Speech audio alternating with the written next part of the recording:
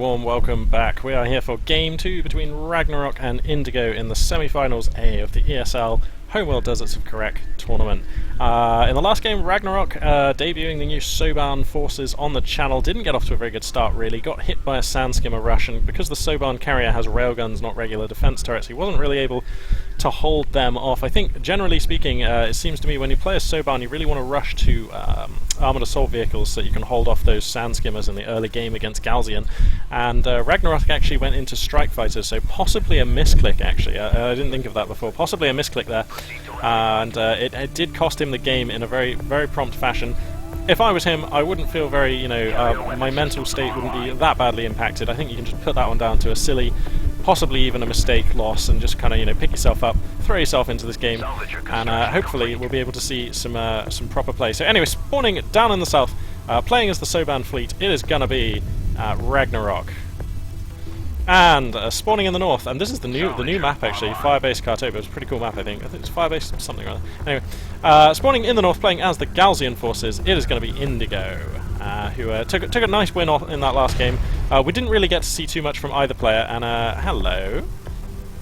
I mean, unfortunately, because the replay mode is still very much under development in this game, I can't tell you what Indigo's researching here, but the fact that he's positioned his production cruiser all the way over here in the west, and he's brought with it a salvager, tells me that and he's building additional salvagers. That tells me that he may well be looking to go for refinery mode research at the earliest possible juncture with this production cruiser and start a second resource operation up? No? Okay, he was just using that to minimize the travel distance on the salvager he built from the production cruiser whilst Sandskimmer research was building. Okay, he's not doing anything crazy greedy. I thought he was going to try for some crazy greedy build there, but nope, he's just being super efficient with that, and that's the mark of a higher level player. That is clearly somebody who's got a serious number of reps under their belt playing as the Galzian forces, so we'll have to see what he's able to achieve coming across the map as he is now with the production cruiser. 2 Sandskimmers out at the moment. There are a number of LAVs waiting in defense though, 5 already, so he's going to be hard pushed to take any kind of a fight here, I think. And if both players continue to build strike craft, he's going to have a really hard time. Anyway, this is a really cool map actually. You can see it's one of the nighttime maps, so you can see there's funky little headlights and everything on all the units. It's pretty cool.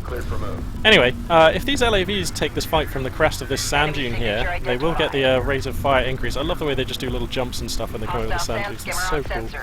But no, actually, he's gonna let Ragnarok have the sand dune, opting to take this fight a little bit closer to home.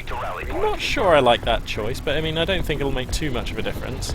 There we go, the first shot's being fired. These assault vehicles beginning to spray some rounds on into the Sandskimmers here, and if I zoom out, let's just take a look here. We're going to set this to the production tab here. Ragnarok already has armoured assault vehicle research, so there we go. I'm pretty sure that was a misclick then that cost him the last game, clicking as he did probably on this strike craft research, the strike interceptor, or strike fighter research, I'll get it right in the end.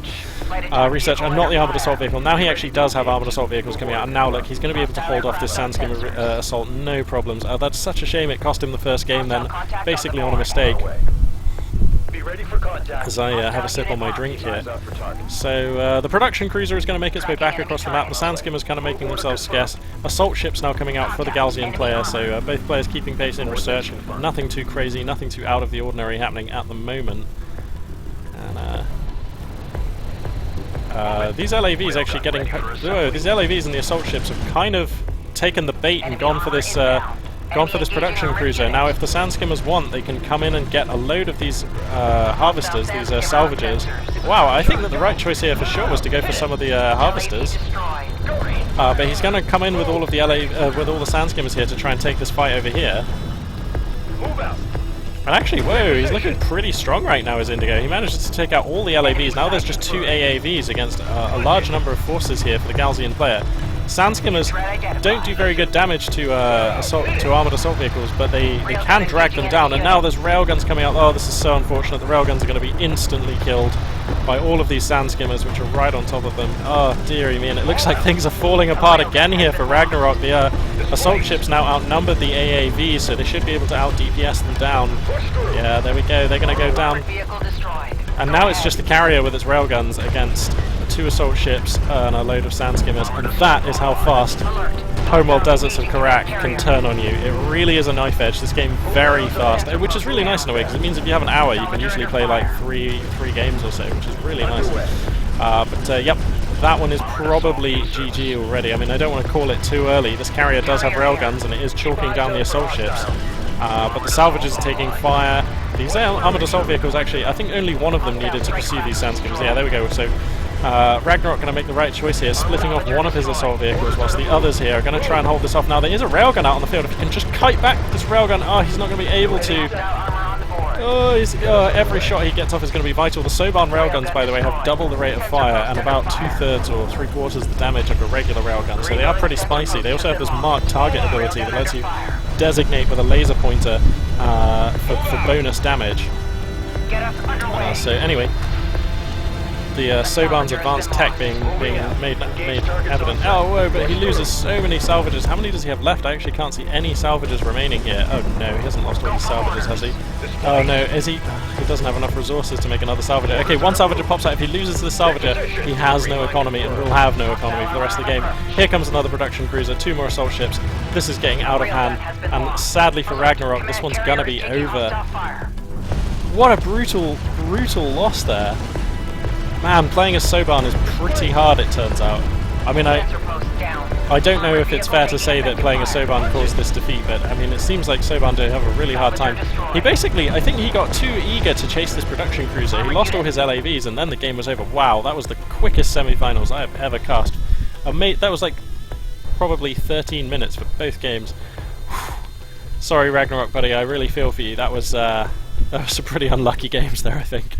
And there we go. Indigo is going to be our man who moves on into the finals here. Wow.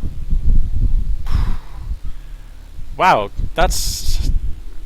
I don't really know what else to tell you. I just don't know enough about the Soban forces. Like, when I play them, I rush out to armoured assault vehicles, just like Ragnarok did there, and then I use the armoured assault vehicles, but I tend to keep them a lot closer to my carrier, because like I think for the first 8, 9, maybe even 10 minutes of the game against Galzian, you really are like the defensive player, because your carrier has those railguns, not defense turrets, and because the Soban base runner can't put down defensive the defense turrets that the regular one can. It has some other abilities which are very useful, but not in the early game. The Soban, it's around about 10 to 12 minutes. Once you start getting some power into your carrier and you have enough AAVs to start pushing out tentatively, you can then look to bring the aggression, and then around about sort of 12-14 minutes you can look to actually almost start winning with the Soban, because your carrier is such a powerhouse. If you can get your carrier in range of theirs, you know, things start going awfully sour for your opponent, because you just start picking off all their tanks, you know, slugging home for massive damage on their carrier and things like that.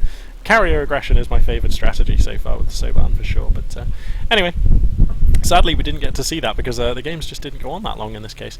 So anyway, I will be bringing you Semi-Finals B very shortly. That will be between A Game Ranks and whoever else made it through from the round of 8. Not sure who that was, but we can confirm that as soon as I start the next cast. So yeah, thank you very much for watching, and this is Magpie 842 signing out.